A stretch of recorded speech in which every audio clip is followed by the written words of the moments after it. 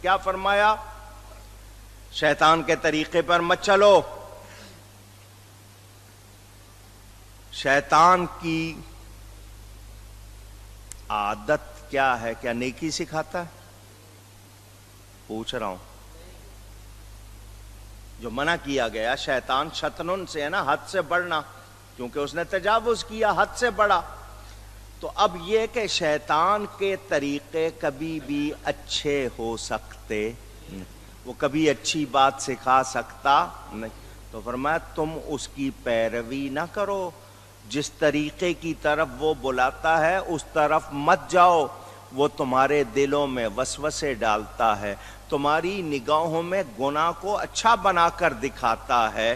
تو اگر تم نے اس کی پیروی کی تو نتیجہ کیا ہوگا؟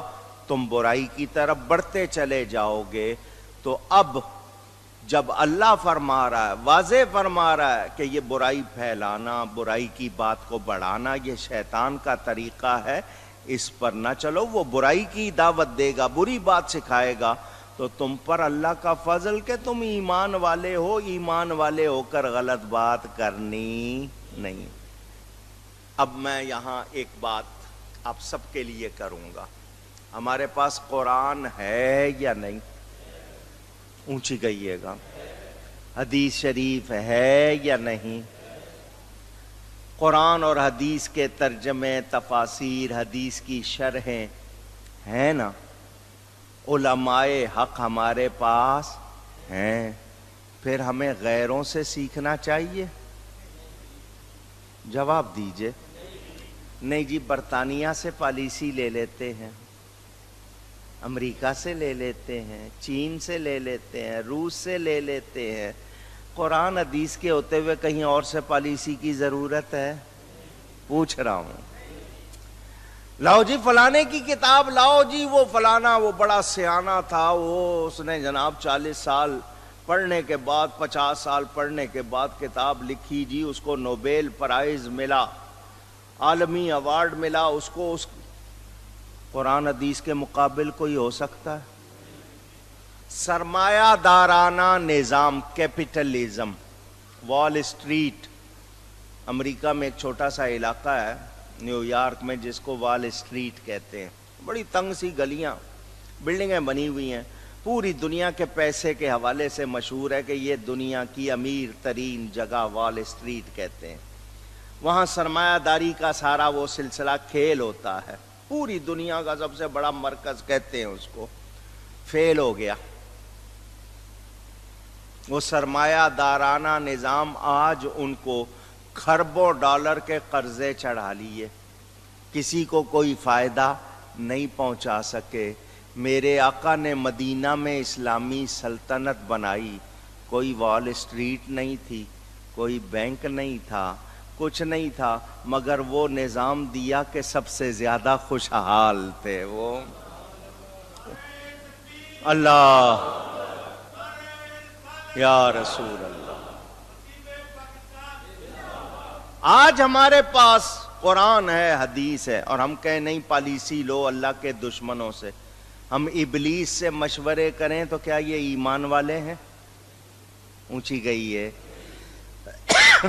ہم نے اپنا لباس چھوڑ دیا، اپنی زبان چھوڑ دی.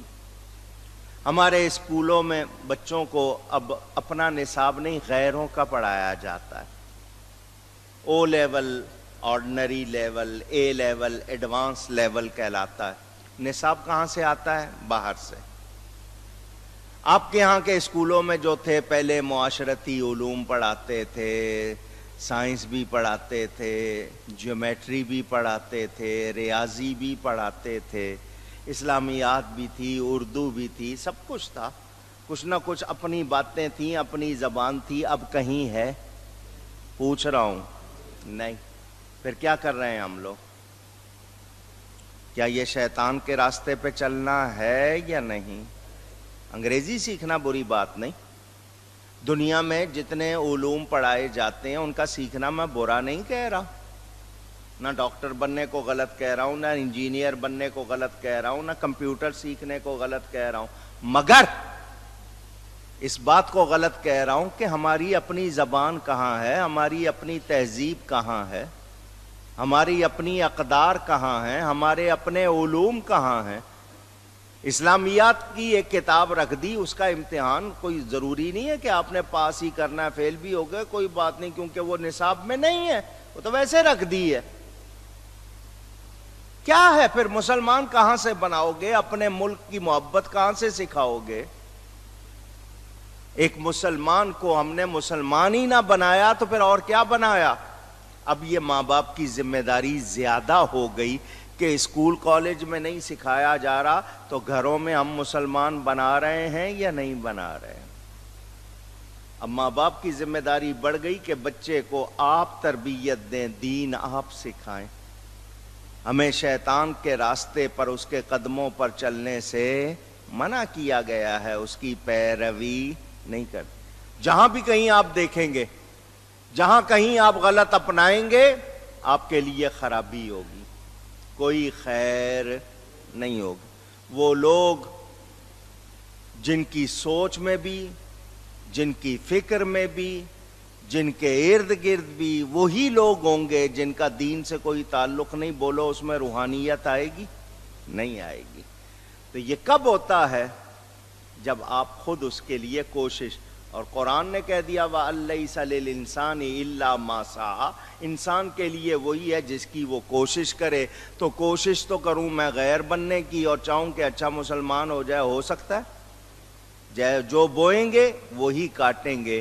تو مجھے اور آپ کو نصیحت کر دی گئی کہ ہم نے شیطان کے راستے پر چلنا نہیں ہے، اس کے طریقے اختیار نہیں کرنے۔ کیوں؟ شیطان بری بات ہی بتائے گا، بے حیائی کی بات بتائے گا۔ اب اللہ نہ چاہے تو ہم میں سے کوئی ستھرا ہو سکتا نہیں۔ اب یہاں سے ایک بات اور پتہ چل گئی، ستھرا کون ہوگا؟ جسے اللہ چاہے گا، جسے اونچی گئیے اللہ کسے چاہتا ہے؟ میرے پیر و مرشد حضرت صاحب کرما والے رحمت اللہ علیہ فرمایا کرتے تھے، اللہ جس پر مہربان ہوتا ہے اس کو اپنے کسی پیارے سے ملا دیتا۔ تو یہ کوئی اللہ والا مل جائے، نیکوں کی صحبت مل جائے تو اس کو مہربانی سمجھو۔ یہ اللہ کی مہربانی ہوتی ہے کہ تمہیں کوئی اچھا مل جائے، اور جس کو اچھے نہیں ملے سمجھ لے کہ میرا کام اچھا نہیں۔ تو شیطان کی صحبت، اس کا کام ہے وسوسے ڈالنا۔ وہ گناہ آپ کی آنکھوں میں سجا کے دکھاتا ہے کہ یہ گناہ تو کرے گا، لوگ تجھے ایسا کہیں گے، نہیں بہت اچھا کر رہا ہے تو، وہ غلط کام کر رہا ہے اس کو نہیں تو بہت اچھا کر رہا ہے، وہ اسی میں دھسا رہتا ہے، اور یہاں تک کہ پھر اس کو حق اور سچ سمجھ میں آتا نہیں۔ مولانا روم رحمت اللہ علیہ فرماتے ہیں، ایک علاقے کا کوئی نواب راجہ سمجھ لو، ایک ہی بیٹا تھا اس کا۔ اس نے سوچا کہ جی میں اس کی شادی کروں، بڑی خوبصورت لڑکی ڈھونڈی، نیک لڑکی ڈھونڈی، اس کی منگنی کر دی، شادی کر دی۔ شادی والے دن ایک بڑھیا عمر رسیدہ، بہت زیادہ بن ٹھن کے، جس کو آپ کہتے ہیں نا بوڑھی گھوڑی لال لگام، وہ بالکل تیار ہو کے آئی، اور اس نے آ کے اس لڑکے کو پھانسنے کے لیے، اپنے قابو کرنے کے لیے داؤ چلے۔ اس لڑکے نے اپنی خوبصورت جوان نیک بیوی کو چھوڑ کے توجہ اس کی طرف کر دی۔ سارے ہی بڑے حیران پریشان، اس کی بیوی جوان ہے، نہایت خوبصورت، نہایت کا مطلب بہت خوبصورت، اور وہ اچھی ہے، اور یہ بوڑھی، اس کی حالت دیکھو، عمر دیکھو، یہ لڑکا کیا ہو گیا؟ وہ لڑکا اسی کے طرف جا رہا ہے۔ سارے گھر والے پریشان، اللہ ہدایت دے، دعائیں کر رہے ہیں، وظیفے کر رہے ہیں، سمجھا رہے ہیں، مگر وہ اسی کی طرف دھیان۔ باپ کو لگا کہ یہ تو میرا تو کام ہی بگڑ رہا ہے، ایک ہی بیٹا ہے، آگے میری اولاد کا سلسلہ کیسے چلے گا؟ یہ بیوی کے پاس آیا نہیں، اس کو ملا نہیں، وہ بیوی کو تسلیاں دے رہے تھے، تم تسلی رکھو یہ ٹھیک ہو جائے گا، اللہ اس کو ہدایت دے، دعائیں کر رہے ہیں۔ رویا باپ بہت زیادہ، اللہ کی بارگاہ میں رویا، گڑ گڑایا۔ اس کو خوشخبری ملی کہ ہم اپنا ایک بندہ بھیجیں گے، وہ تیری مشکل حل کرے گا۔ وہ اللہ والے آئے، اس نے ان کو ساری داستان سنائی، ان کا چلو میرے ساتھ۔ وہ اس کو لے کر قبرستان چلے گئے، وہاں ایک پرانی قبر، اس کے کنارے پر کھودا تو اندر سے بالوں کی پوری، جس طرح لٹ کہتے ہو آپ لوگ، وہ ملی، اس میں گیریں لگی ہوئی تھیں، گیریں باندھی ہوئی تھیں، ناٹس۔ ان اللہ والوں نے قرآن پڑھنا شروع کیا اور گرہیں کھولنی شروع کر دی۔ جو گانٹھ لگائی ہوئی تھی، گیرہ لگائی ہوئی تھی، قرآن پڑھتے جا رہے ہیں اور وہ ادھر کھولتے جا رہے ہیں، ادھر لڑکا ٹھیک ہوتا جا رہا ہے۔ ساری گیریں کھل گئیں۔ اس لڑکے نے دیکھا، او یہ بوڑھی ہے، میں اس کے پاس کہاں آیا ہوں؟ وہ فوراً گھر پلٹ کے آیا اپنی بیوی کے پاس، والدین سے بھی آ کر معافی مانگی، مجھے کیا ہو گیا تھا، میری عقل کہاں چلی گئی تھی؟ بات لکھنے کے بعد مولانا فرماتے ہیں یہ غفلت کے پردے کیوں پڑے کہ جو اصل کتاب پڑھنی تھی اس کو چھوڑ دیا، ناول پڑھنے شروع کر دیے، افسانے پڑھنے شروع کر دیے، غلط کہانیاں، جھوٹی کہانیاں پڑھنی شروع کر دی۔ پڑھنا تو قرآن تھا، پڑھنا کیا شروع کر دیا؟ اب اس سے کیا ہوا؟ دماغ پر پردے پڑتے چلے گئے، گمراہی کی طرف چلتے چلے گئے، اتنا چلے گئے کہ اب حق نظر ہی نہیں آ رہا۔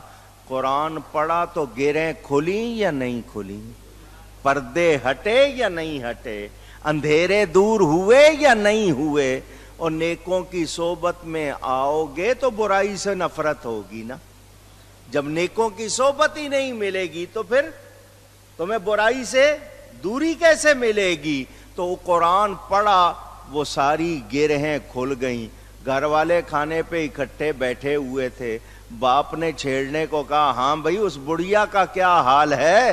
اس لڑکے نے کہا، جی اب مجھے شرمندہ نہ کریں، اللہ نے میری آنکھوں سے پردے ہٹا دیے ہیں، مجھے حق نظر آ گیا۔ تو اسی طرح وہ لوگ جو اللہ والوں کی صحبت میں بیٹھے ہیں، قرآن حدیث پڑھتے ہیں، اللہ ان کو گمراہی سے نکال لیتا ہے۔ اور جو شیطان کے قدموں پہ، مجھے بتاؤ، روز جناب 6، 8، 10 گھنٹے ٹی وی دیکھتے ہو، آنکھوں کے لیے الگ مصیبت، اور وہ شعائیں ساری دماغ میں رہتی ہیں، ان کی وجہ سے وہ الگ اثرات، بیماری کے ایک طرف تو یہ ہو گیا، پھر جو کچھ دیکھ رہے ہو اسی کو سوچتے رہتے ہو، جو ڈرامہ دیکھا وہی دماغ میں چل رہا ہے، جو بات دیکھی وہی دماغ میں چل رہی ہے۔ تو جب صحبت بری ہوگی تو رزلٹ اچھا ہوگا، اونچی گئی ہے۔ اور نیکوں کی نشانی کیا بیان ہوئی؟ حضور فرماتے ہیں، هل انبئکم بخیارکم، کیا میں تمہیں تمہارے بہتر اچھے لوگوں کی خبر نہ دوں کہ تم میں بہترین کون ہے؟ شوق بڑھانے کے لیے بتاؤں؟ صحابہ نے کہا حضور ضرور بتائیے۔ فرمایا، خیارکم الذین اذا رؤوا ذکر اللہ، تم میں سے بہترین وہ لوگ ہیں جب ان کو دیکھو تو خدا یاد آ جائے۔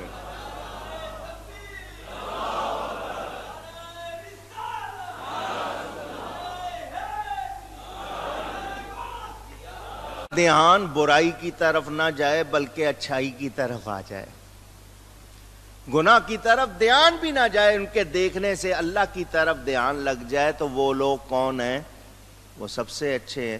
اور ہم دیکھیں فل ٹائم ٹی وی، فلمیں، انٹرنیٹ پہ لگے ہوئے ہیں فل ٹائم، اتنا 10 منٹ نماز کو نہیں دینے، وہاں گھنٹوں دے دینے۔ تو بولو پھر جو ایسے ہوں گے ان کی سوچ میں روحانیت آئے گی؟ تو شیطان کے قدموں پر نہیں چلنا، شیطان کے قدموں پر اونچی